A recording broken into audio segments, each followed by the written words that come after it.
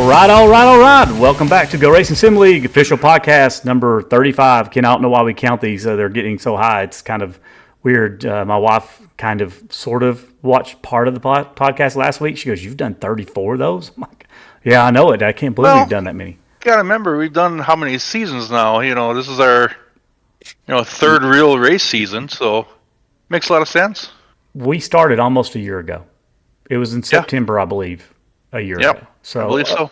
So literally, it was almost a year ago. Yep. Well, we have a special guest with us. So go ahead. I'll let you introduce the guest, Ken. Well, with us tonight, sort of new to the league. A Canadian, I found out. So he lives in Canada. So it's Kerry Cantera. Kerry, welcome to the podcast tonight, and how are things going? Thank you very much, guys. Everything's great. Kerry, appreciate being here.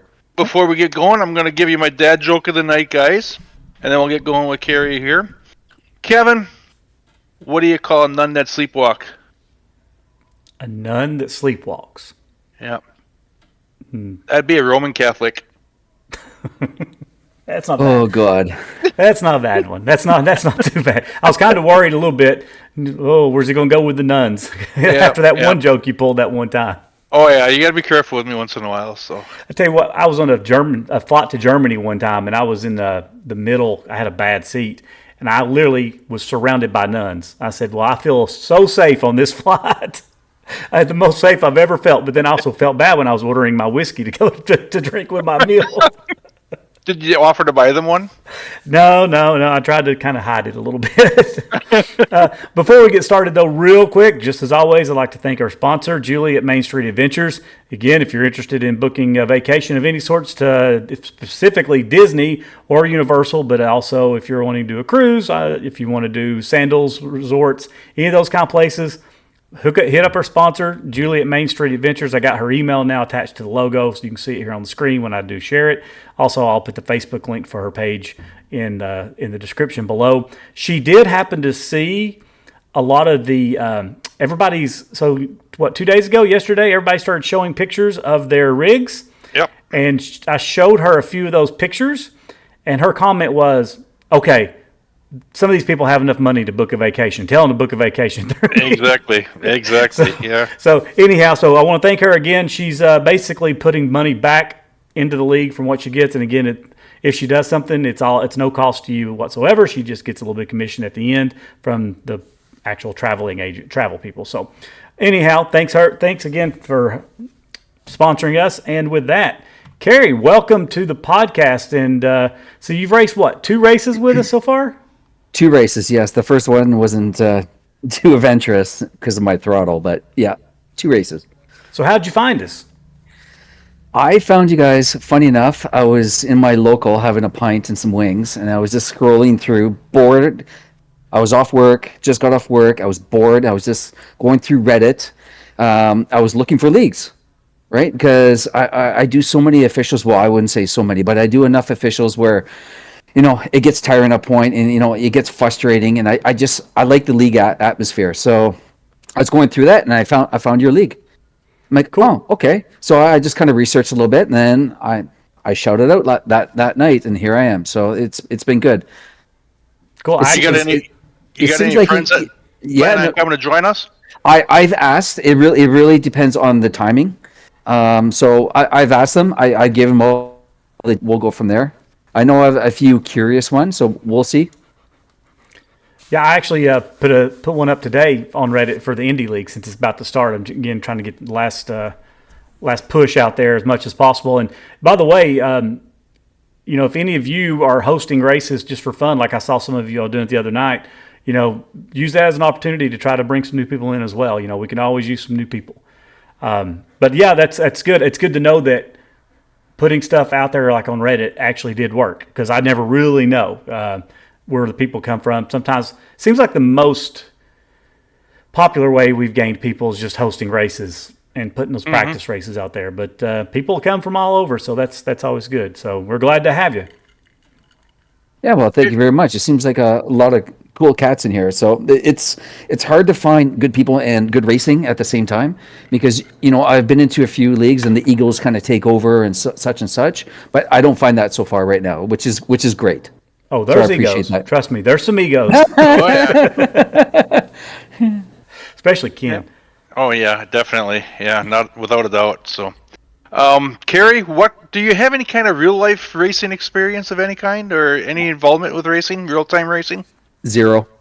None. Just a big racing fan then. Exactly. Just a big racing fan. Loved it. You know how it is. You grow up, you get to watch the old Formula Ones and so on and so forth. I got in the GT3s or the Tin Roofs probably about 5, 6, 7 years ago, and it was kind of, this is a pretty cool watch, and I would watch those. Then, funny enough, a neighbor of mine got into iRacing, and he started telling me about this, and then I got into it.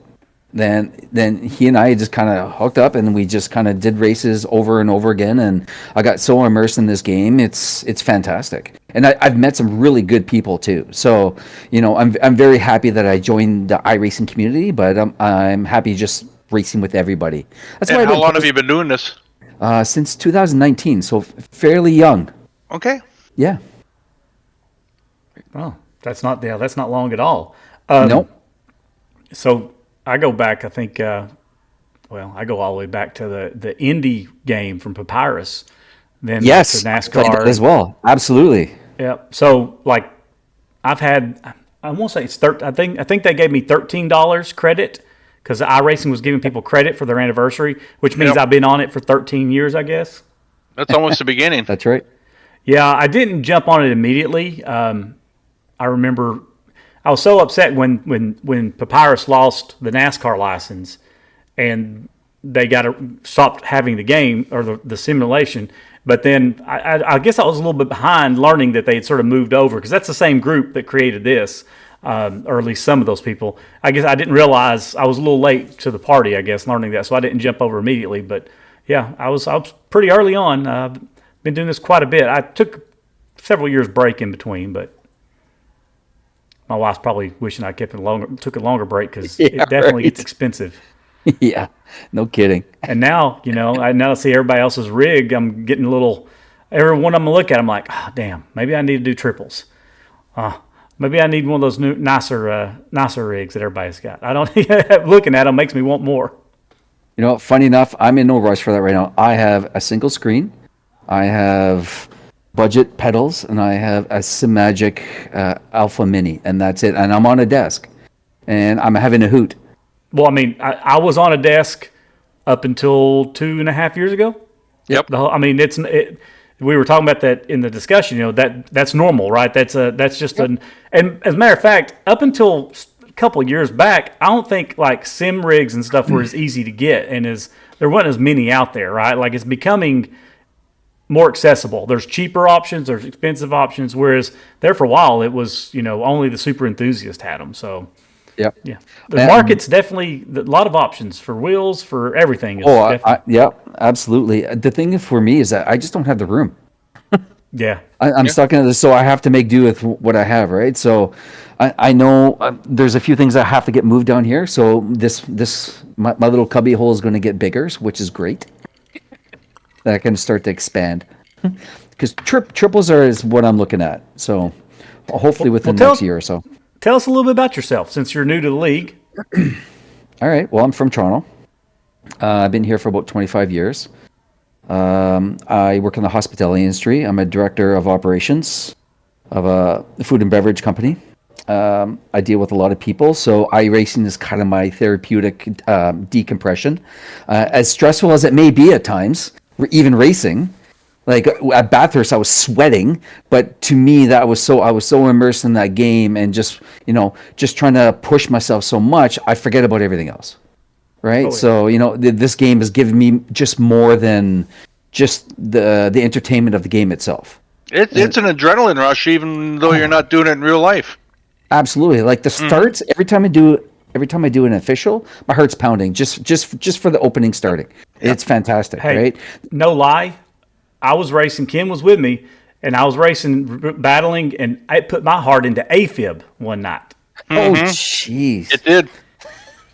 I had an issue. Yep. I had surgery to take care of it. But anyways, it was the adrenaline rush that and the heart pounding, and then Wow. it does. I mean, it really does. I find the ovals do it more to me because there's a lot more close battling, Sure. side by side, But no, I agree with you there. I definitely agree with you. Yeah.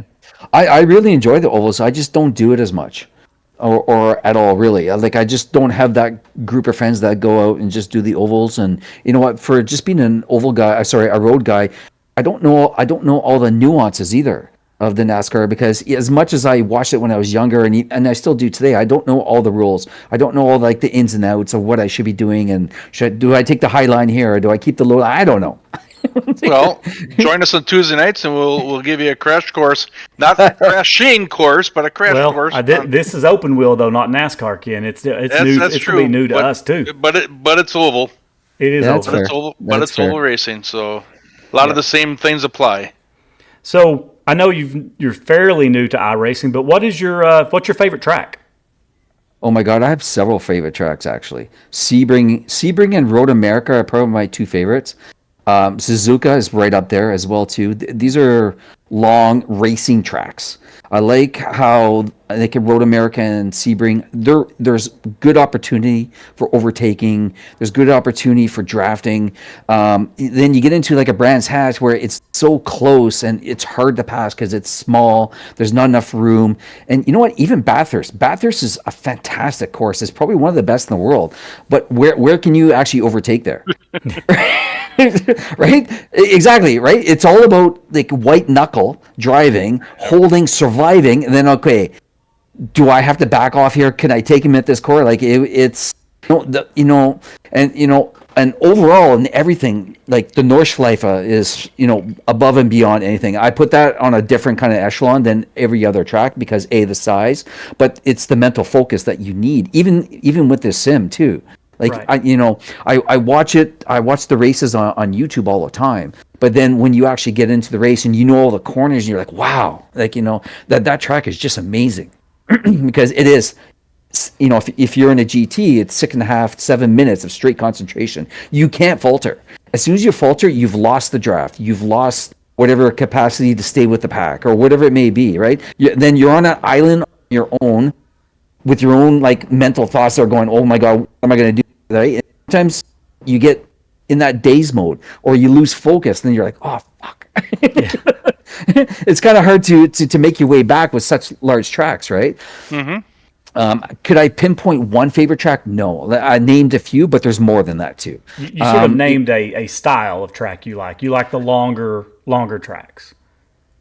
I do. I think they're fantastic tracks. Now, I like Donington too because it's very flowy, right? So, or Phillip Island, it's very flowy. Like those kind of tracks to me, actually, I do quite well at. But I really enjoy the longer ones when it comes with more racing atmosphere where there's more opportunity, right? It just presents more entertainment. So let's reverse that then. What's the one track you absolutely despise and would not care at all if we didn't schedule it? Barcelona. Barcelona. I don't even know if I've raced on Barcelona. But funny enough, I have. actually my pace there is decent. It's just the fact I just don't like the track itself. Well, you were quick with an answer there. I mean, like Yeah. there was no Hands thinking, down. so it's obvious that's the one No. you don't like. All my boys, whenever it goes into officials, they're like, "Are you going to do Barcelona?" I'm like, "No." So Yeah, I don't think I've ever even raced there. So I don't recall I have either. So it means I probably don't own it yet. I'm sure I will at Yeah. some point. We'll make sure to put that on schedule next year, next yeah, season. we'll for you. do that. Yeah. fantastic. Well, you're here because you were the amateur winner this week, so congratulations on that. I was telling the boys in our chat that I kind of suspect that you're not going to be an amateur for long. Looking at your speed, you're up there on the speed charts pretty much the last two races when you were there, and I don't think that's a fluke based on what I'm seeing. Oh, thank you. I appreciate that. I drive with what I have, and my talent can just get a little bit better. I'm always learning. Like there's a lot of things that I muff up on, right? So, and I it'll be nice to go get coaching, but I don't want to get coaching. I think that's just something that I don't need. I'll just enjoy the game as it is and make do with what I can do. I know where I am. Like whenever I race officials and stuff like that, if there's somebody coming in behind me, I know that's faster. I'll give up that spot, no problem. I have no problem with it because I know where I am in the pecking order. I'm not the ego type. Now, if I'm going to be fighting for podium, yeah, I'm going to do my best to defend. But Right. I know that, if you have more speed than me, I know I can only defend for so long. So, I'm not going to hold. I wouldn't want to hold up somebody that's able to have their own race with somebody that's in the same league or the same pace that they have. Yeah. So Well, Ken and I are very, very much in the same park there. Yep. We do that a lot. We believe in good racecraft, and that's what that is right there. Interestingly, though, I think part of it comes from the oval side where Ken and we have a strategy of go burn your shit up. I'll catch you in a couple more laps when your tires fade. Exactly. Not quite the same in the road racing. The tires don't seem to make as by the time everybody has to pit. Then so it's kind of like it's not as big of a deal. But still, no, I completely agree with you. Ken, you got any additional questions for Kerry? Kerry, I know you talked a little bit about your equipment and all that. So triples would probably be the first thing that you'd probably want to upgrade, or brake systems, or my pedals are probably going to be my first thing, even though I'm running on a 24-inch monitor, right? It's not about the money. It's about the rooms. I know the pedals and the monitor I can get no problem. But if I'm going to go for triples, I'm going to wait till I have that room. Then I'll get the proper triples at that point, right? So I think the pedal set is probably my next one. People swear that the best bang for the buck is a good set of pedals in terms of improving. Didn't help me at all. I went and got the most expensive pedals I could, and I think I got slower. But for most people, it seems to be the case. I think you're more consistent now, Kevin, than what you were before. Maybe. I think if anything, that probably helped your game out more. You maybe don't see it in lap times, but I think you see it in an overall longer race and all that. I think you see the improvement there. Maybe. Let's hope. Well, it's also about how to apply that brake properly too, right? So, which I haven't mastered yet too. Like my I rating is like a yo-yo. 1 week I could be 2,300. The following week or 2 weeks later I'll be 17. So yes, it comes when with you joined us, you were below 1550 because that's why you got listed as an amateur. No, I was higher than that. Not when you applied, because I went and looked. That's how I put you in your category. Oh, I was at 2K when I applied. Okay. Well, maybe I looked. Maybe I did it wrong. Maybe you looked at the wrong person. Maybe you misapplied him. You know what? But guys, you know what? Pro or amateur to me, you misgendered me. What are you doing? No, I'm kidding. We're not going to go there. Yeah. No, but the pro and am doesn't really bother me, just as long as I get fun racing, and that's all I am looking for. Bottom line, that's my EBITDA right there. It's just fun racing. Mm-hmm. If it's a bunch of great guys and don't have, just as long as it's competitive enough too. Trust me, I run practices all the time with my crew, and we screw around all the time. But when I'm racing, I like to have that to be competitive with everybody, but also enjoy it too. So, as I said earlier, like so far so good. I've seen some really there's a lot of fast guys in this crew, and to me, I rating or where you're at is irrelevant because there's some fast cats in this league that are well below my I rating right now, and I can't catch them. So it's irrelevant, right? So it's the racecraft itself. So if you don't mind, then I'm gonna go back and do a double check and look at your I rating because you can see the trail, what it is. Yeah, and if I put you in the wrong place, do you care if I bump you up to pro? I don't care. Okay, because it doesn't matter. You're right, but it does matter to some because the reason we split it, just so you know, is because with this league, we wanted a league that we worked for everybody. We wanted your new people, we wanted your aliens, and everybody in the middle, right? We wanted us all race together, but this gives the people who really don't have a chance to ever win to get a win, right? Yeah. So that's the whole reason we kind of split it like that, and it was a good move, I think. I think it made a lot of people happy, especially the ones that were at that bottom area, like Ken and I. And you know what? I agree. Like when I finally read your description of what was happening in the league, and you had 3 different races going on within a race, right? Which which brings in a whole different strategy or a mental thinking when you're actually racing itself. It's like, okay, like even with Bathurst, who was I racing against that was amateur that was ahead of me? It was Hutchison. No, he's pro. There was another guy. Will Kelly. It was Michael somebody in Fredrickson. front of me. Maybe, yeah. You know what? And at that point, Fredrickson. I think I was fourth or fifth at that point for most of the race, and I was happy with that because I was like, okay, I know who I'm racing at. I can't catch Chris and I can't catch Lewis, right? Because those guys are fast. I'm like, okay, it's not a problem. I'm happy right here. Just as long as I stay in this position, I'm good. I'm happy. I'm like, I'm new to this league. I'll just wait it out, go, and I know who I have to race now, which I like too, because if you get into really close battles, like. If I'm battling a pro at the end, are they going to be mad that I'm battling them because I'm an amateur? Well, if I'm fighting ready to address that here in just a second. Okay, great. So it's a good segue. Well, before we segue, then, just so you know, this is your option. You're welcome to stay with us for the rest of the podcast, or you're free to leave now if you want. That's totally up to you. Or hang around for a while yet if you want. Yeah, I'll stick around for a while. If Okay. you guys Well, want. That's excellent. I don't want to rush through this, but we have a lot to cover tonight. So Let's again, go. congratulations. Thanks for joining us, and stick around as long as you want. And feel free to interject give us your input throughout the rest of the podcast while you're still here. Okay.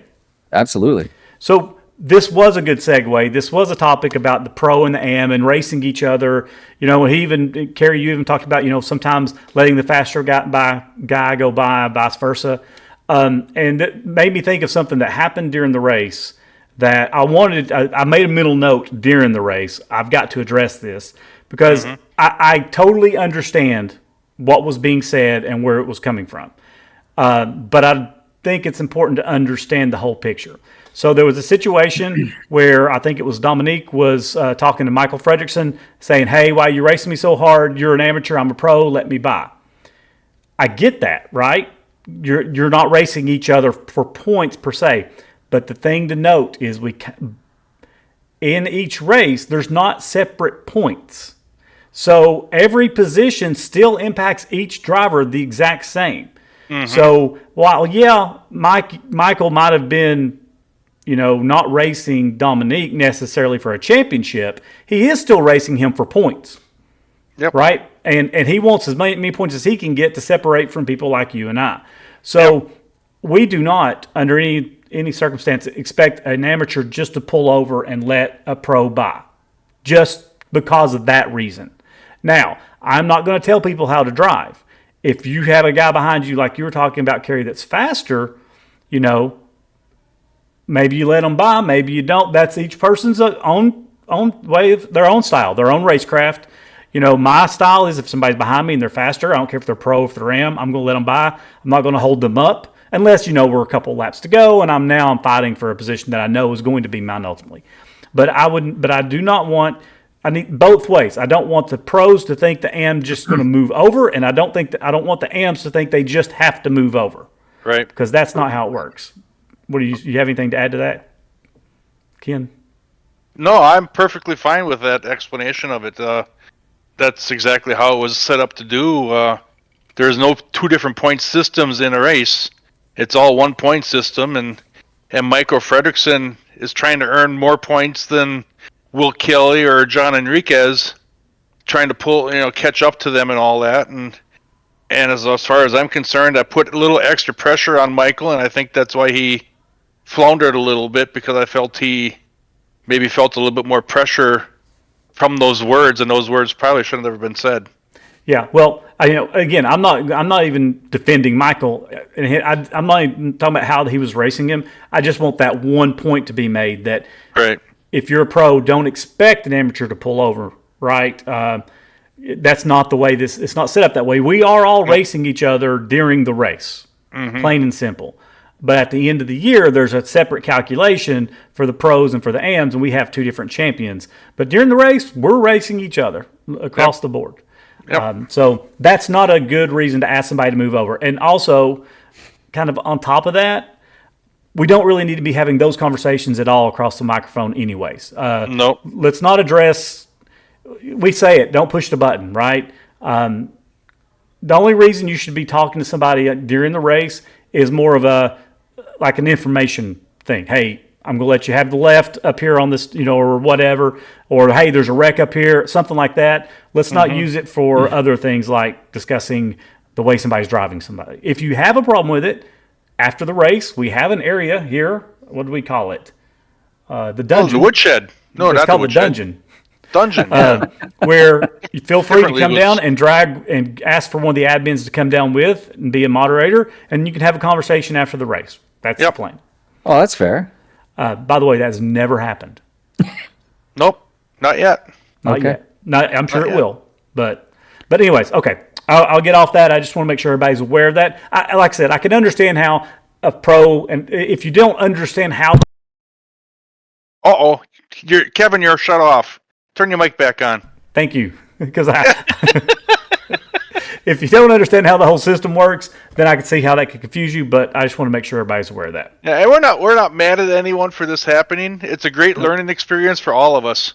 Yep. Like I said, I'm not Seeing defending. Dominique's kind of new to the league also, so I'm not totally defending Michael understand. the way he was racing. I'm not getting on to Dominique for what he said. I just want Yep. everybody to know going forward.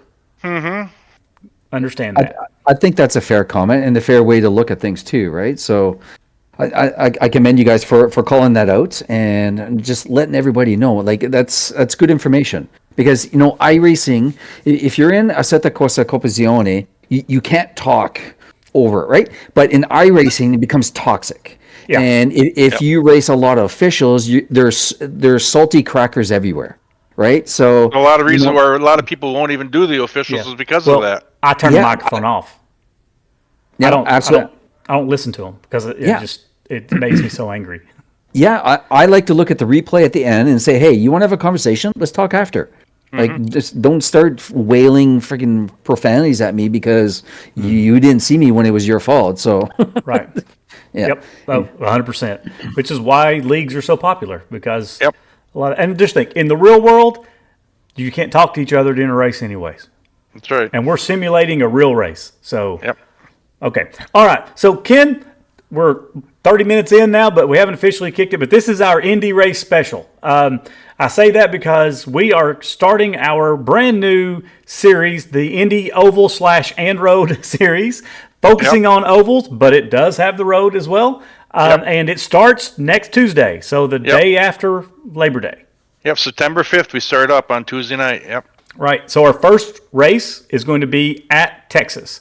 One thing I want everybody to be aware of, I get this question asked a lot, especially on the ovals.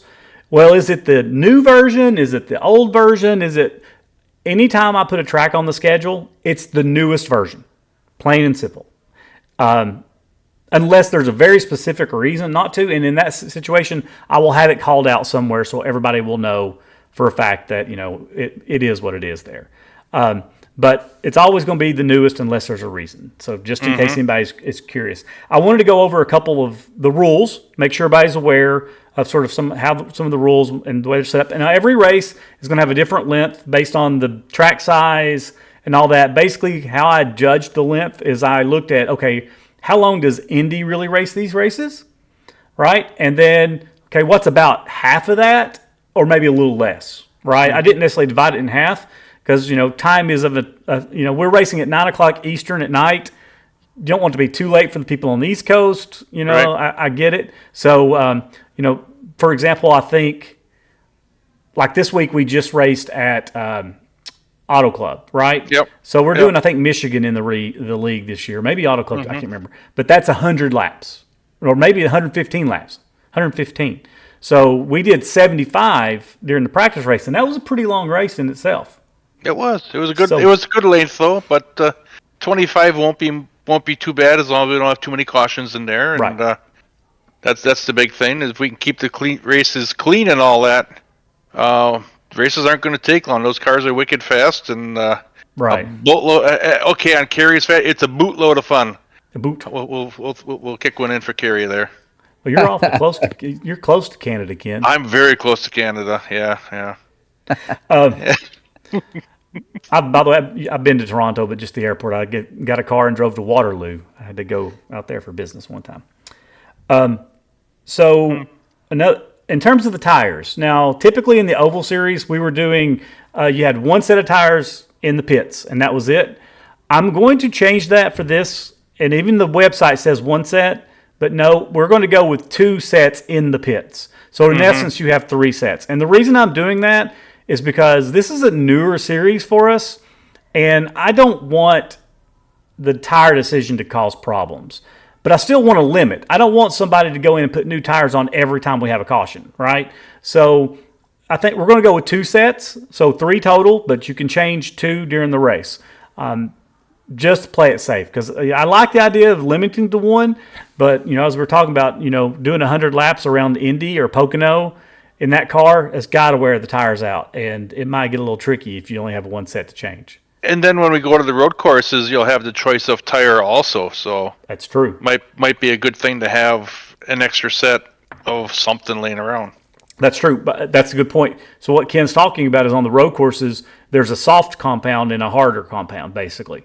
And you can run, the soft will go fast, but for a short period of time. So, little more strategy there.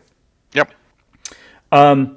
Also, and I don't even know if this happened. I think it does, but in IndyCar, I'm not sure if they do the lucky dog, but we're going to do the lucky dog, which basically means on the oval, if there's a caution and you're a lap down and you're the first car a lap down, you get the wave around to get back to the lead lap. So we're going to have that turned on. In Not terms to get back of the to the lead lap, to gain a lap. Because if you're more than 2 laps down, or if you're 2 laps down, you would not be on the lead lap. You'd only be 1 lap down then. Yeah. The first car gets a lap that's back. a lap down or more. Yep. Gets it back. Yep. Gets a lap back. Yep. Also wanted to quickly, Ken, talk about the point settings. The points, we kicked around. Somebody pitched the idea of, hey, I want you to do the F1 style points, which I thought was a good idea. Pros and cons, I get it. I do kind of like it, but we're going to stick with the same points that we do right now for the IMSA. And just so everybody knows, the way that works is it's basically every position's worth a point, except for the top 3. So we start off at 50 points. So if you finish first, you get 50 points. Now, I wanted first, second, and third to benefit and get extra points for finishing on the podium. So second place gets 45 points. So there's a 5-point swing, right? Third gets 40. And then fourth is 36 points. And then every position is 1 point different from then down. Mm-hmm. So at 39, if you finish 39th, you get 1 point. If we happen to have 40 cars and you finish 40th, goose egg. You get nothing. Right? So I would love to see 40 cars there, but Kevin, I don't see that happening. Yeah, I know, but I had to put it down there. So every position is worth a point, and that's also, it makes a big difference. The bigger the field is, where you finish, like if you happen to wreck out of the big field versus later in the season when maybe the field's a little smaller, it does impact you a little bit. But that's, again, it's the same point system reason. It's very easy to understand. It's not complicated at all. First, second, third gets a little bit extra, but everything after that is worth 1 point. Difference. And there are bonus points too for a clean race, fastest lap, and all that also. Correct. So everything's 1 bonus point. Nothing's getting more than 1 bonus point, but you're getting 1 bonus point for leading a lap, 1 for leading the most laps, 1 for getting the pole, 1 for having the fastest lap, and 1 for no incidents. Mm-hmm. Now, we often find that one person gets about 3 or 4 of those. The leading a lap, leading the most lap, being the fastest car, and being on the pole. Very common to be the same car. Yep. But still, so that's the bonus system. I don't think any of this is complicated. If you've been in the GT3 series with us, it's the same thing we've done for the last couple seasons. Mm-hmm. So no major there. Also, real quick, Ken, if you want to talk about the schedule, just make sure everybody understands what the schedule is. So we do Texas first. Then we have 2 weeks at Indy. So we're doing the Indy road course first, followed by the Indy Oval the next week. Yep. So it's kind of a celebration of Indy, I guess you'd say, those 2 weeks. Mm-hmm. Then we're going to go to Detroit Belle Isle, which is a track that I enjoyed a lot when we did the GT3 car. It's a lot of fun, yeah. Yep. So in the first 4 weeks, we're going to have 2 road courses and 2 ovals. Yep. Then we're going to hit Michigan, Iowa. Iowa's the one I'm interested in. That's the shortest course I think we're going to race on. Track we'll race at. I think it's about 3/4 of a mile, something like that. 3/4 mile, yeah. 5/8 or 3/4, yeah. It's not a bullring, but it's not that far from it. But in those cars, that's going to be interesting. High bank corners, it's going to be wicked fast. Yeah, it's very similar to Richmond in a way. But with more banking. Yep. And then we're hitting Long Beach, which is a track that we're all pretty familiar with. Then we're hitting Gateway, another oval, followed by Pocono. That's a paperclip. Yeah, Gateway is a paperclip. It's long straightaways, very tight corners. Right. It's interesting, and they used to race there. Maybe they still do. Maybe they still do. Then we're going to go to Pocono, which is going to be. It's very similar to Indy in a way, except it's one less turn. But it reminds me of Indy. There's more. Technically, there's not. It's as far as I'm concerned, it's got more corners in because of the backstretch. So they call it 1, 2, and 3, but as far as I'm concerned, there's 5 corners in that racetrack. Regardless, it's very Indy-like, but with more banking. Turn one's got more banking. Yeah, that's about it, probably. Yeah. But so we'll hit there. Then we're going to do WeatherTech, Laguna Seca, and Atlanta, and then finally we'll do Auto Club. So WeatherTech's going to be a handful with the corkscrew. That's going to be wicked. They race there too. Yeah, but that's going to be kind of fun going through that. I tried to pick tracks that they actually race at. Right. That was my ultimate goal, or have raced at. Mm-hmm. Right. Because it is fixed setup, and I also want to make sure we have setups available for us since it is a fixed setup. Yep. Any questions about that, Ken? Nope. I think it's a great schedule. Hopefully that it all works out where we can keep the schedule as is. I think we can, as long as we got some really, really good racing going on, and I'd love to see some really good car counts there. I think the split between the road course and the oval is perfect for this. I don't want to see any more road courses myself. I'm an oval racer. There's supposed to be an oval league, so I hope you people understand that, why we aren't going too heavy on the road courses, because it is supposed to be an oval league. An oval series. Oval series. So this was heavily debated. I mentioned this last week, so I won't go into great detail. Mm-hmm. We did have a lot of success in bringing people in the recruiting races, but this was the whole intention of Tuesday night was to be an oval focus series, and we were starting to lose focus of that, or I did at least, and Ken and them were quick to smack me in the back of the head and said, "Hey, dumbass, this is supposed to be an oval series." And I said, "Oh yeah, you're right." So, but we still are throwing in some of the road, which is fine, because if you run NASCAR, you run some of the road courses too. I mean, right. That's fine. So that is that. Now, I do want to say a couple of things. We did 3 or 4 practice races. 4 times, yep. In the Indy.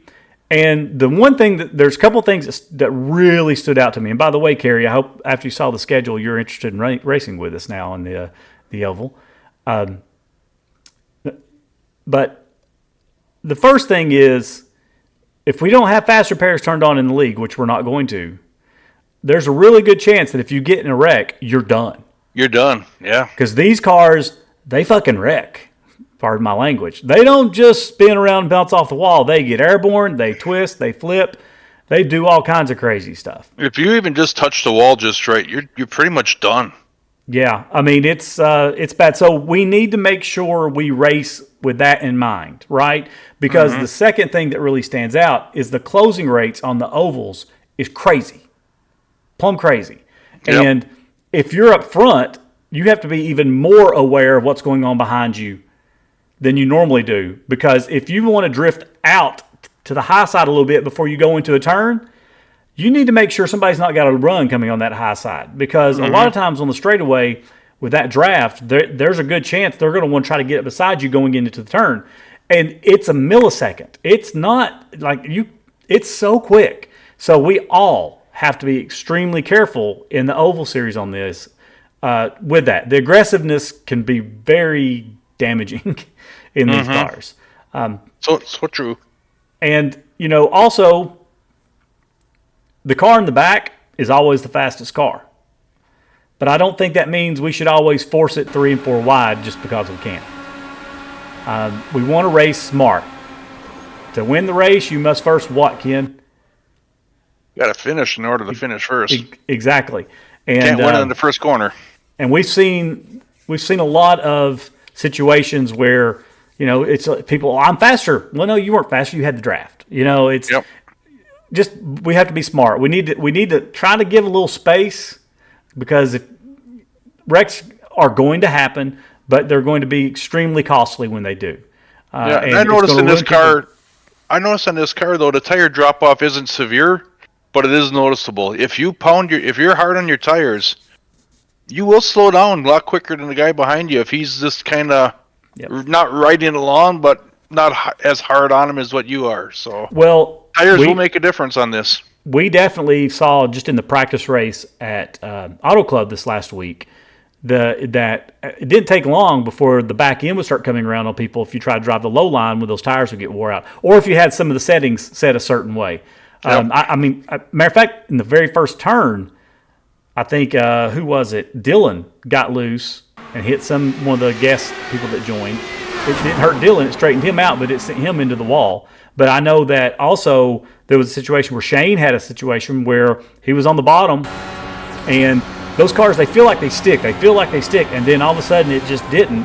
And his kicked out, and he actually kind of drifted up in front of me. I had nowhere to go. I got airborne and flipped. I was happy we had one quick repair after that one. But I know he did. I know Ed Adams also had a situation where his back end. So you're right. You're 100% correct that in these cars, as the tires wear, and as they lose fuel and get lighter, they do start handling different. Yes, they do. I know, Ken, you got in a wreck as well. Yeah, that was. I blame myself more on that. I didn't give Ed enough room. He was pushing really bad, and I knew he was struggling, and I tried to get off the throttle, and I just wasn't quick enough on it, and I got over his right rear tire and hit, I believe, Chris Payne, I think, and me and Chris went just flying and wrecked our race right there. So, well, there was a lot of really good 3-4 wide racing that was going on. I mean, it was at that track in that car, you absolutely could go 4 wide, and there was definitely 3 wide. We did 3 wide a lot because it's like you could get a run, but as long as the leader could stay low, you couldn't get by him. And the draft would die. Yeah, it was interesting. I ran the low line most of it, and I think I led the most laps. I can't remember. I have to go back and look, but I just never would get off the bottom. Right. But I never had that back end sliding out like other people did. I don't know if they were adjusting the wing, and I didn't. I left mine the way it was, so maybe that was the difference. But I know you're talking about getting airborne. Salwich. Oh yeah. He had a heck of a wreck. Yep. How many penalties did he get from that one wreck? Because he landed into pit road. It was amazing. I think he said he had 4 or 5 different penalties just in that one wreck. Unsafe entrance, speeding, unsafe exit. I don't know what all he got. It was the whole gamut. He got everything, and it was hilarious listening to him when he was talking over Discord on that. Yeah. Well, I went back and watched it, and it was something. It was something. Sure was good to have him back this week, though. Yep. We've missed racing with Chris. I agree. Darn right. I agree. But anyways, so anything else you think we need to add about Indy? No, let's have some fun out there, guys. I think this is going to be a great time. Is practice races show anything? I think we're going to all have a lot of fun out there, and I wish you guys the best of luck, and remember to try to use your best racecraft out there, and we'll get this thing figured out. And give us a couple weeks, and I think we'll have some great racing going on out there. I've got one thing to add, Ken. Go for it. Only because it doesn't ever seem to ever happen. I won. I got a victory. You did in the practice race. Yes, that was awesome. My wife always said, "Did you win practice?" And that night I said, "I won practice." Yeah, even though it was under caution. Yeah, because Chris and I were side by side, and I don't know if the air packed in and pushed him, or at first he said over the radio he thought I hit him, but we didn't touch. His car spun out. But then it almost looked like he blew a right rear tire going into the corner too. So yeah, I know. I was looking at it. It almost on my replay, and I think all of us see a little something different. I almost think I did move up a little bit, and I almost think it packed air and pushed him. Got him loose. Yeah. I don't think it was netcode. It didn't look like netcode, but anyhow, I don't care. I won. I got to do a burnout for the first time in God knows how long, so I'll take that. Okay, so Kerry, you going to race with us in the Indy League? Slow your roll, buddy.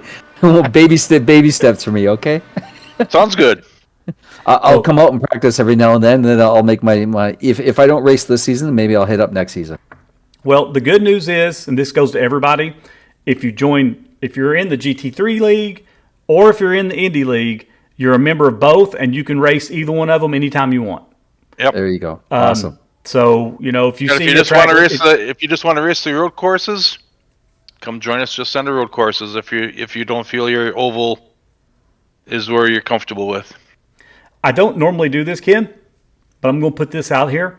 I would like for somebody to come up with a sponsorship idea for the Indy race, not the road one. And it'll be like our Indy 500 kind of race. Okay. So if anybody's got something, if they've been wanting to sponsor, that I only say that just because I think that'd be cool to make it a special race. That's the only reason. Yep. So if anybody's got an idea and you want to sponsor, put 10, 20 bucks into it or whatever. And for whatever, I think let's look at doing that, because I think that would be a good way to also draw attention. That'd be to awesome. people. Maybe we can get Shane to pony up on something. Well, he said he was trying to come up with some ideas. So. He is trying to come up with something. So before we jump into the next topic, which is Bathurst, I have to prepare for this conversation. So I was sipping bourbon, but I need some more moonshine for this conversation, Ken. And what you got there? This is apple pie. Apple pie.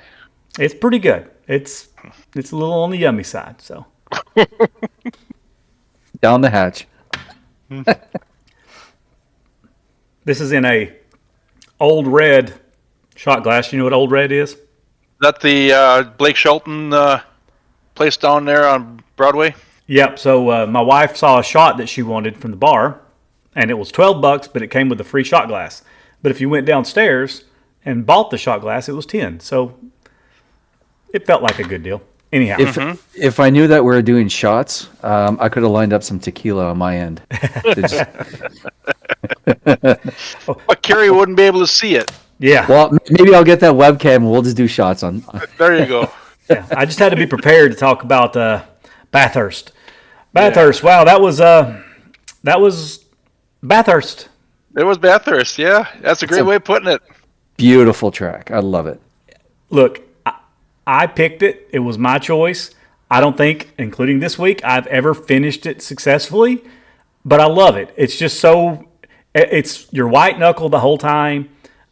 It's fun. It's just, the way the track is going down the mountain, that the dip and all that is a blast. Like, I love that part. I look forward to it every lap. Because it's like a roller coaster going down that. I prefer to go up the hill. I don't prefer to come down. Yeah, I've got going down figured out. Matter of fact, I was gaining on people there. I would lose it in the other areas. But so we'll go ahead and quickly go into the recap. I do think the choice that we did of starting at night and ending in day was cool. That was awesome. Something we haven't done before. Mm-hmm. Most of the race was in daylight. Yep. But all the practice was at night. Qualifying was at night. But we had some good racing, and then we had some not so good racing. Had a great first lap. Everybody. It was awesome. Yeah, it was clean. The first lap was perfectly clean. It was clean, but people were racing each other. We had people pull out, and there was too wide, whatever, going down the straightaways. Kerry, kind of like, as you said, passing zone-wise with that track, there's not a lot of true passing zones. I think most people set themselves up on the long straightaways, basically two straightaways. 3, I guess, if you count the one start-finish line. But first lap looked good. It's beautiful. I loved watching the replay. What you laughing at there, Ken? My dog's attacking me. Kevin, that track, if you're not out in front after the first lap, because it's almost guaranteed something's going to happen behind you, and it's a big cluster, because as soon as you get up that hill into that first hairpin, I think it's Murray's hairpin or whatever it's called, and that's usually the first spot where all the accidents are, right? Because it's such that tight left. Right? It's called the cutting. Yeah, so I know when I was racing that, I was like, okay, I need to be in front because I know that there'll be some kind of gap. I just needed to stay with the leaders up front, right? So I was pushing hard. I think it was Hutchison that I was battling right off the get-go, just to stay right behind Frank on the first lap. Ken, you're making me drunk. What are you doing, man? I was shooting videos of my dog attacking me. I'm fine. Don't worry. Continue, sir.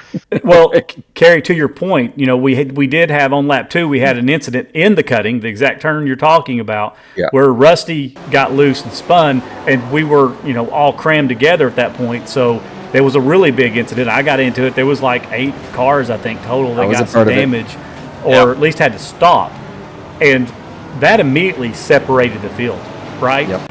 With no cautions. If you were behind that, you had zero chance really to catch the people up front unless they messed up, which many of them did as well. But you're 100% right. So yeah, that was the incident lap 2 that I was talking about. That was the big one, one of the big ones. Yep. Easy mistake could happen to anybody. Absolutely. Then we also had another issue on lap 2. Mark Lossing, who's a newer member, that was, I think, maybe his first real race with us. He might have joined. So we have to welcome him to the league. He got in self spin in Murray's Corner, which I think is the turn 1, if I remember correctly. And self spin, nothing major there. Then we had a couple of clean laps. Everything was good till lap 4, and that's when our teammate Shane had a moment coming up at the skyline. The worst place to wreck, but also one of the easiest places to wreck. Exactly. And everybody that wrecked there, for the most part, did the exact same thing. They come around that first little left, and they do something. They get a little loose, and they steer to the right to correct it, and then towards the wall they go. And that's what happened to Shane. I was right behind it, and he hit the wall, and then I slowed up, and he got back on the track. And I was like, okay. He's okay. I think he's fine. I just slowed up. But then he got to the going down the hill, and he realized, his wheel or something was broke. Like it was, and then he wrecked, and I just barely missed him going down the dipper. But that pretty much ended his day because that was he could have stuck around and gained some positions by the end of the race if he got it repaired, but I don't know how long it would have took to get repaired. It was a pretty ugly wreck overall. It would have been a while, yeah. Well, that's pretty ugly. Like I was saying to you guys earlier, that first accident with Frank, my wheel was offset to the left, probably about 16 to 1 degrees. And I was lucky. I thought Frank was going to back up a little bit more, and I clipped him just a little bit, which there was a little bit of room to get in there, and I think it was Michael Hutchison got through, and I didn't know where Frank was going, so I clipped him a little bit. Then somebody else got me. Then my steering was all whacked out, but the car was fine overall. I'm like, I was sweating. I was like, damn it, another race. I'm like, okay. I'm like, wait a second here. The car is good. Okay, I still have speed. Okay, I just have to watch how I have to turn now, right? And then as soon as the tires set in, at that point, I was like, okay, I'm good. I just have to maintain this, and we'll just go forward from there. And I was like, whoo. These cars are interesting. I mean, they can take, because it's not like in NASCAR where everybody's engine's in the front, and if you hit in the front, your day's over. It really depends on where and how you hit. Like in that situation for me, I got sandwiched on the front and the rear. So I saw the wreck. I checked up, and then I think it might have been Adams that hit me. I mean, not his fault at all. I mean, it was a big clusterfuck. But he hit me, and then I hit the people in front of me. So I had damage on the front and the rear. I had 4 minutes worth of damage. But the car drove. I think I was slower on the straightaways, but overall it still drove fine. I mean, I wasn't going to get it fixed. It wasn't worth the 4 minutes repairing it. Yep. But that was this unfortunate situation, but it happens, especially on that track. If you ran that track, that always happens. I will point out though that's Rusty's had bad luck twice now on the second lap, 2 weeks in a row. Well, that's right. He did that in Virginia as well too. Yeah, second lap. That's right. So that's right. So next week, Rusty, you need to be very careful on the second lap. Yeah, wait till lap 3. Also, you need to get your button figured out, because you were talking to your team, but you were talking to everybody else in the race at the same time. But he didn't give us his strategy though. So no, he didn't give away strategy. Well, he wrecked too quick. Yeah, he did. Strategy. So lap 4, Shane. Lap 5, John had a solo spin in turn 1, Hell's Corner. That's turn 1. Yep. Murray is the last turn, I think, the very last one I said earlier. I think so. Nothing major there, but a little bit damage for him. Again, I'm going to call it John's having a really good season, probably the best season he's had in the league so far. He came back and had a nice finish. He finished top 10. He finished 9th. Yeah, so great run. He's had a good season. Great run for John. He's had a good season. Yep. Lap 7, Greg Sampson, Murray's Corner, another solo issue there. Seemed to be a place. Murray's Corner, I wrecked there in the practice race. If you can get loose if you take that turn wrong. So that caught a lot of people.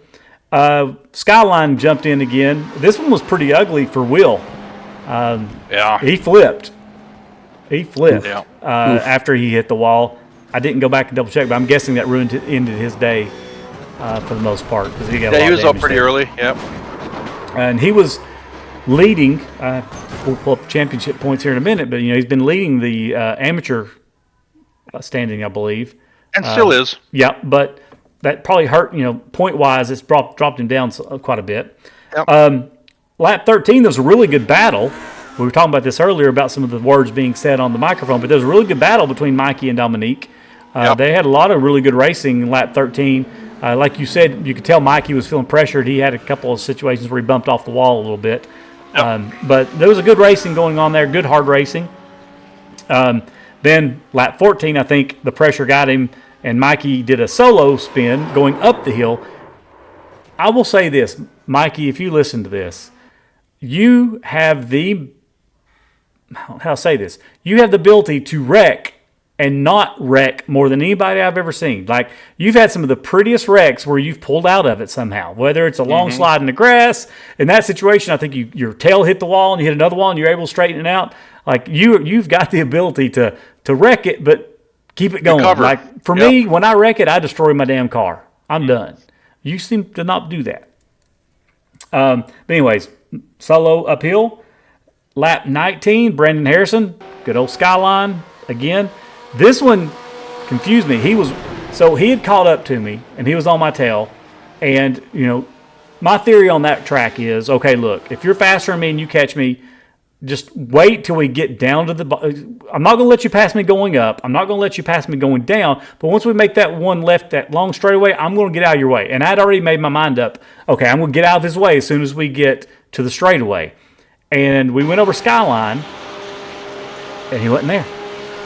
I mean, he was right on my tail, and then he wasn't. I was like, oh, what happened? Well, I went back and watched the replay, and Skyline got him. And then I think he also went down. No, that was it. The Skyline, it was right behind me. Then lap 21, there was an issue going down the dipper. Chris Hunt, he just kind of tapped Doug, barely. And when he did, I don't know, maybe he slammed on his brakes, but it made him spin. It's not Doug, but Chris. He spun there, and then he had to tow because he was in that situation where you can't get turned around. That's, to me, the biggest problem with that damn track. You get sideways. Admired it. Yeah. You can't get turned around. Right. If you're at the back of the field and you got all kinds of time with nobody coming, sure. But if there's other people coming, there's not enough time to get turned around. You have to tow. Yep. Unfortunately. Lap 22, Skyline, once again. This time it was Mikey. Once again, he was able to wreck, but not wreck. But then I think he may have wrecked again a little bit later. I'm not sure if that was the end of his day. Yeah. Now, the most interesting one, we had two people fighting for the lead the whole race.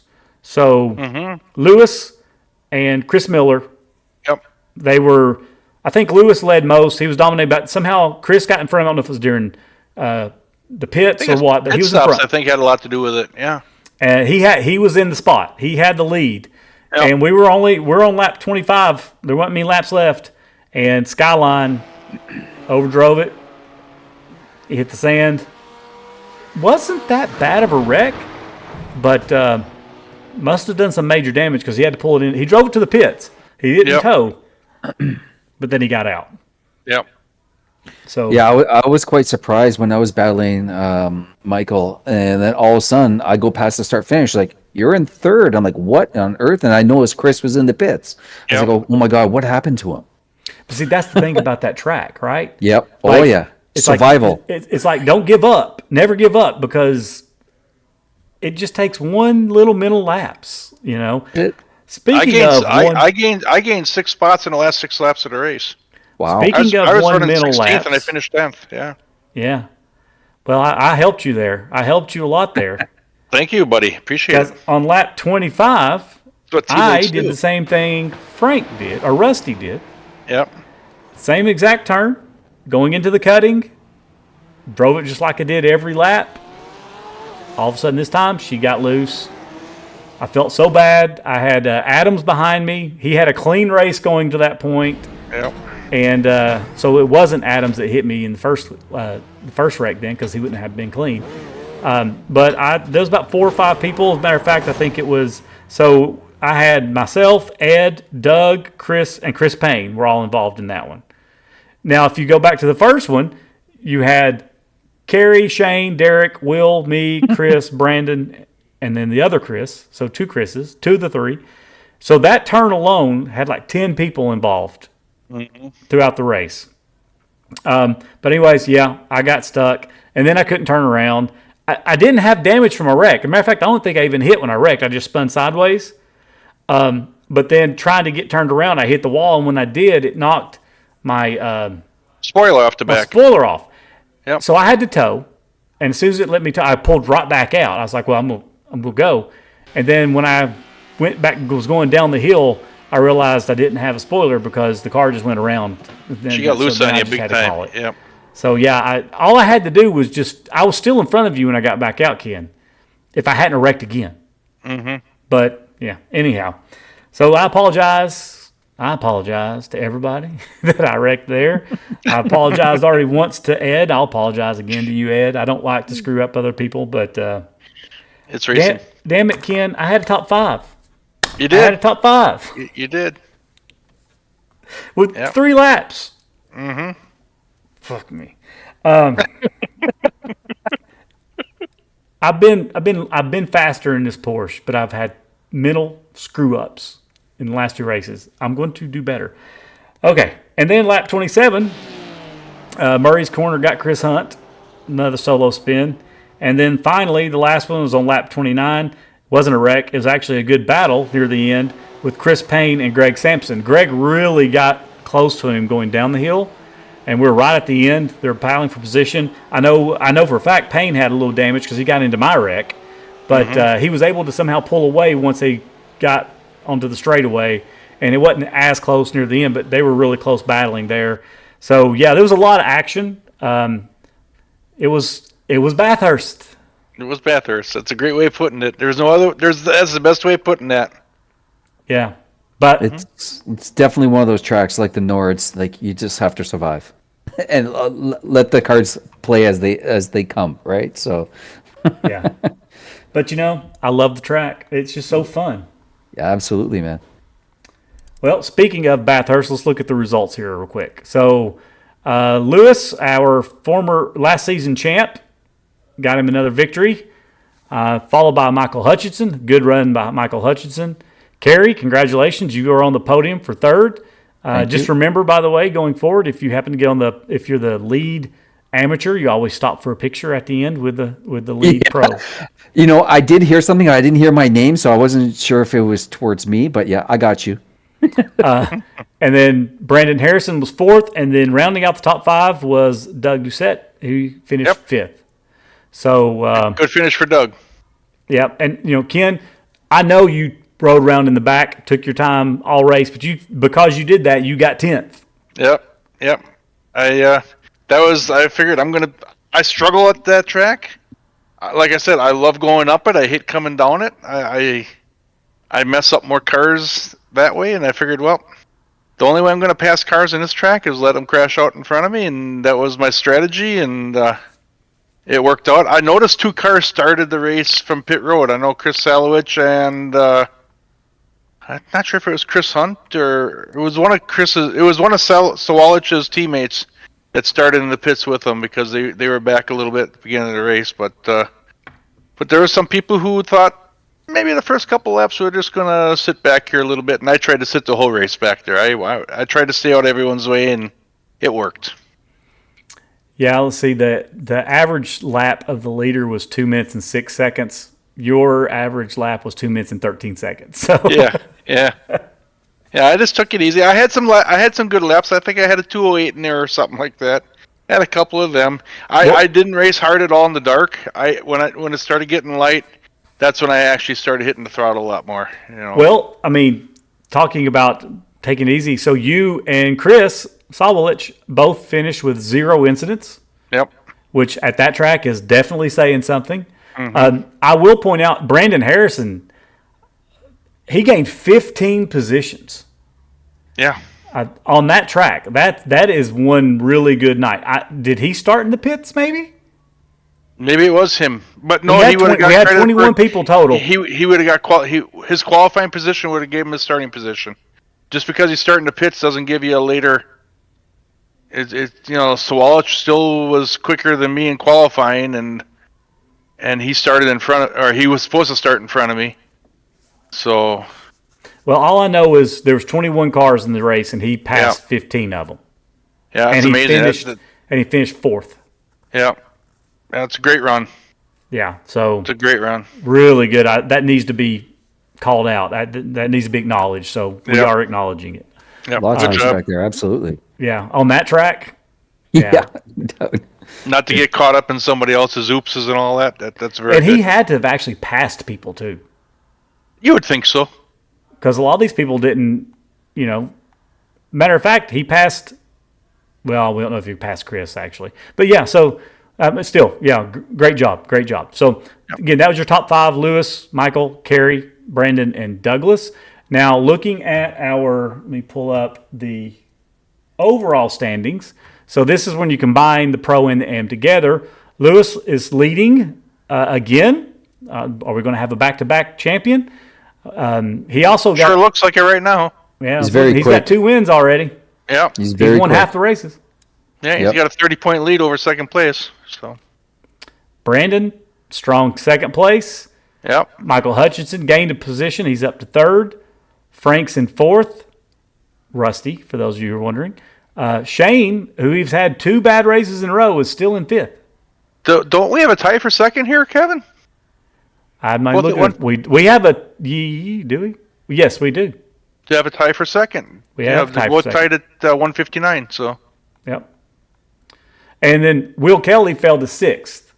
He didn't fall. Overall, he's in 6th. Yep. So Will was mentioning, we talked about the fact that if you're an AM and you're in the top 5 overall at halfway point, you move up to pros. He's still right there on the line. Yeah, he's not far out of it. He's only 4 points away from Shane. Yep, but he had a bad race this week, but so did Shane. So Ed Adams right there in 7th, even though I wrecked him and caused him to get damaged this last wreck, he's got a good standing there. So, and yes, Ken, you are in front of me because I keep wrecking like an idiot. You'll learn. I guess. Now, look, separating this as the Pro and the AM. So, obviously, Lewis is still leading the Pro. Brandon's second and tied with Michael for second. Michael Hutchinson. Then Frank and then Shane. In terms of amateurs, we're looking at Will Kelly, John. Again, strong run by John. Yep. He's not too far off from leading. Ken, he's only 5 points away from Will. Yep. I'm in 4th, and Michael Fredrickson's in 5th. Yep. Kerry, you're in 6th. You've raced twice, and you're in 6th. Yep. Awesome. You can gain a lot of points if you finish in the top 3 because you get extra points being in the top 3, as we showed with the points a minute ago, right? Like you can get 5 extra points. Well, try to scoop as much as possible. Yeah. That definitely helps. And Okayama is not going to be easy either in the dark. So, yeah. I'm not sure why we chose to make that a dark race, but it is. I was running a practice with that, and I was like, okay, this is interesting. Why'd you do that to my race? That is your track. Yeah, it is my track. Ken picked it. I don't think you said you wanted it to be at night, but it is. It's okay. Yeah. That'd be fun. The turns don't move. They're the same place they were with the daylight. It's nothing different. Yeah, you got a little bit of vision issues. Not as bad as my wife, but I don't see as well in the dark as what I should. So that's age. Well, anyways, one thing I failed to mention last week was our team point standings. Again, this is just something we're doing for fun. So, Kerry, I know you're new, but we have kind of people have made their own teams. They don't win anything at the end of the season, where you do win some money and stuff for where you finish. Pride. Yeah, this is all about bragging rights. Yeah. So we have 5 teams right now. Yep. And again, just so everybody's aware, all we do is we take everybody's finish for that week. We divide it by the number of people on that team, and that's how many points you get. And as of right now, the lead is Box Now, which is Chris Miller, Chris Payne, and Frank Johnson, or Rusty. They're at 119.4. Second is Point Break, which is Chris Hunt, Greg Simpson, Brandon Harrison, and Will Kelly. W&R Racing, Derek and Lewis, 110, which, by the way, Derek had a great season last season. He's struggling this season, but Lewis is definitely helping those points. Then, Ken, we're near the bottom. We're fourth at 90 points. My teammates are letting me down here. Do what? My teammates are letting me down this year. 2 weeks in a row, you've had the top points for the team. So, yeah, I guess you could say that. Yep. And then Half Fast Racing is not too far behind us at 87.2. Yeah. So there's the teams. And by the way, Carrie, this is fluid. If you ever want to get together with somebody and make a team, just let me know. I can always go back and calculate the points. Oh, fantastic. Just for bragging rights, but still. Hey, a flex is a flex, right? Exactly. That's right. We do have the battle for the IPL award still, the Safe Driver Award. I'm killing myself on that one. Again, right now, Chris is showing number one, but he's only started one race. Now, if he races every race going forward, he's still good. But right now, I'm going to skip him because he's only raced once. So Michael Hutchinson, who has raced all four, is at a .06 incidents per lap. So right now, he's leading. Ken, you are right there with him at .061. So you are just right there with him. So am I slow and consistent? I'm the tortoise, and you guys are the hares out there. Right. So we have a battle going. It's brewing, so we'll see how it ends up. But that's for $20 credit for iRacing, I do believe, at the end of the season. That is correct. Yep. And just so everybody knows, we will do that also in the Indy Series. Yep. So that will be an award. Yep. So that's Bathurst. And still too many people involved in who races the most races and all that. There's still a lot of people involved, and we're only at week 4 right now. So got a lot of seasons. We're only a third of the way through the season. But the sponsors disappeared. He has. I'm guessing because of his line of work. Let's hope we get to hear from him. Even if he doesn't get the race with us, it sure be nice to make sure he's okay. Yeah, right. Because he sent us the money. Yeah. So, I'm something. Either he got pulled away for work, or because he was wanting to do the cards and all that stuff for us, and I agree with you. Logan Mitchell, just let us know what's happening. We're very concerned. We want to make sure that everything's cool. Yep. I would agree. He's been a great member. I don't think he's left the league. I think something's happened. Whether his work, which we know he works for the military, he might have got pulled away. Who knows? So but we are a little worried. So let us know. Maybe if we did find out, we wouldn't be able to be alive no more, though. So maybe it's best that we don't know. Okay. All right. So once again, that's Bathurst. We're done with Bathurst for this week, this season. So as you all mentioned already, and Carrie, I know you said you didn't think you'd stay around for the whole thing, but damn, we're near the end, and you're still here. Let us stay on, Carrie. Yeah, no kidding, right? I just look at the clock a second. I'm like, okay, this is good. So next week we are racing where, Ken? They're at Okayama. And this was Ken's track. Japan. This is my track, yeah. I know it might seem like we've had a lot of night races lately, but there's a big run after this where we don't. But this one is in the dark. This was based upon requests we had received. Let's mix it up. Let's have some night races. And these cars do have headlights, so it doesn't really matter if the track has lights or not, but this one does not. This is a free track, isn't it? It is. That's another reason that we like the track a lot is no one has to go out and purchase this one. We just can all show up and race. But it is one of my favorite on the iRacing service and all that. So. Well, it's weird. I started going back and look because one of the things I like to do now is go back and kind of look at history at the track. Now we've had enough seasons, we can start looking back. And I was like, wow, we've raced this track a bunch. And then I went and looked, and league-wise, in terms of actual counting, we've only raced it once. Yeah, but we've done a lot of practice races here. We have. A lot of recruitment races because it's a free track. But back in March 2nd, we ran this. That was the only time we've ran it during the league. And we had 26 drivers that race. So, Wow. well, if you remember early in the year when everybody was Yeah, jonesing to yeah. get racing again after the 24 hours of Daytona, we were running 30 cars a race, right? Yep. Yep.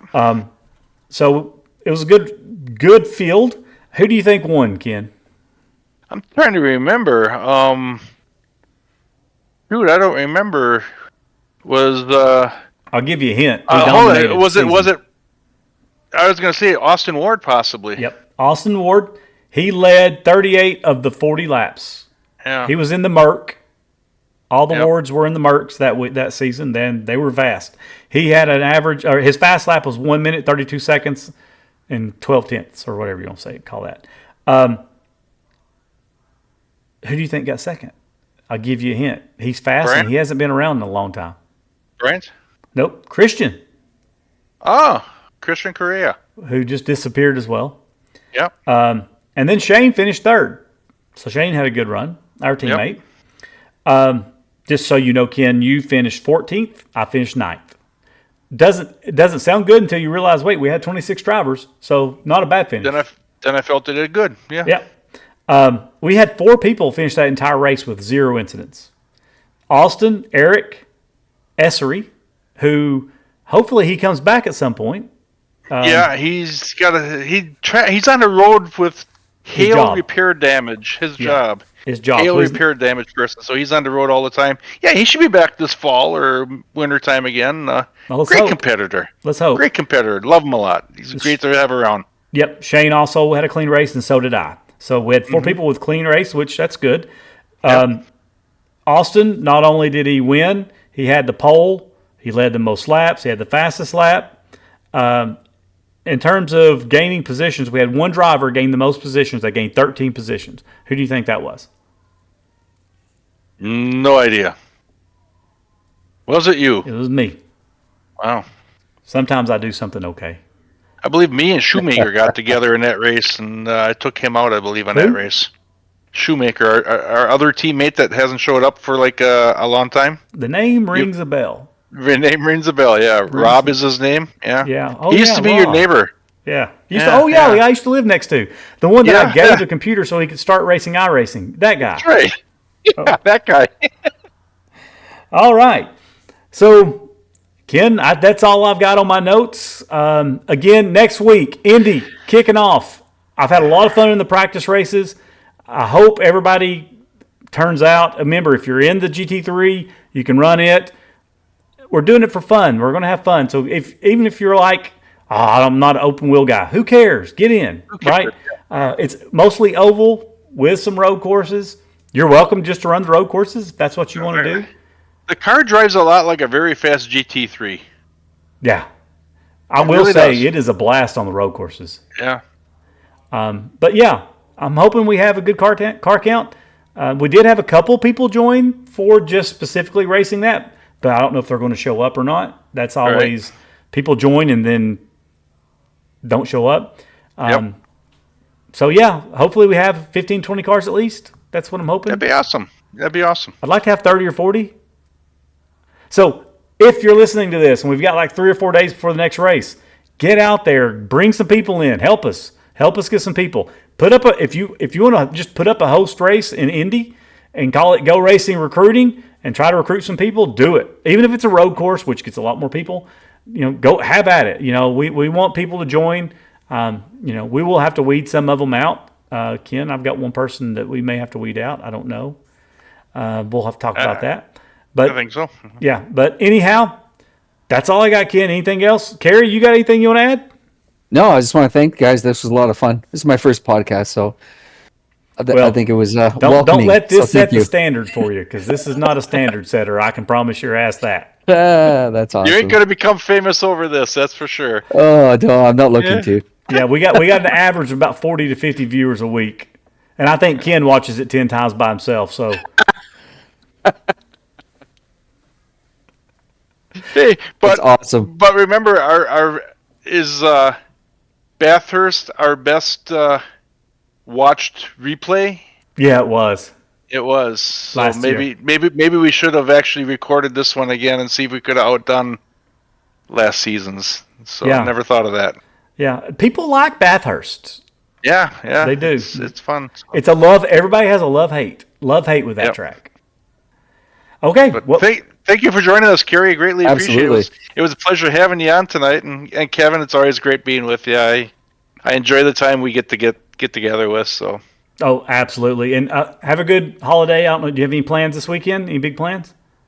nothing. My wife didn't schedule me for no plans around the house, so it's just going to be relaxation. I want to work on some of my 8mm films. If you're friends with me on Facebook or something like that, you get to see what I'm playing around with. I'm converting old 8mm movies into Ken, digital. you should link to them in our group. People will go watch them if you do that. I probably should do that. I probably will do that. I got 4 of them out there right now, and I have a boatload of fun doing it. I'm a history kind of guy when it comes to our local dirt track and league that I shouldn't say league association I belong to and all that. And it's all the stuff I'm throwing out there right now is from the 1970s and all that. And I got some that go back into the 50s and 60s that I'm preparing to getting out there. So it's a lot of fun, and I kind of have a love for this and all that. And Listen, it took him out of Farming Simulator, and did. that was his crack. He Yeah, was 100% addicted to Farming Simulator. I It's hardly fantastic. touch the game now. It's amazing. I spend all my time on this, and Well, I bought the equipment in order to digitize and all that, and I'm having a blast doing that now. Yeah, I'm traveling to my hometown to meet up with a bunch of my old friends. We do this every year to do the fantasy football draft because football's Yep. starting. So, and I thought about it. And of course, we're at the end of the podcast, and most people probably don't make it this far. But if people in this league want to put together like a fantasy football thing just for fun, let me know. I'll be happy to set that up for everybody. But yeah, so with that, Ken, say Kerry, goodbye, what you Ken. doing for the weekend? Let's ask Kerry what he's doing for the weekend. Kerry, what's up this weekend? I know you guys are celebrating Labor Day up there, even though you spelled your Labor Day with an extra letter than ours. Yeah, exactly. I'm actually working this weekend, so just even before this podcast, I literally just got home 10 minutes before it, so I'll be working all weekend, including the Monday. Gotcha. Yeah. All right. Yeah, Well- I'm a nice boss. I'd like to give some people time off. So That's awesome. Well, thanks again for joining us. And with that, Ken, Absolutely. say goodbye, Ken. Goodbye, Ken. Peace.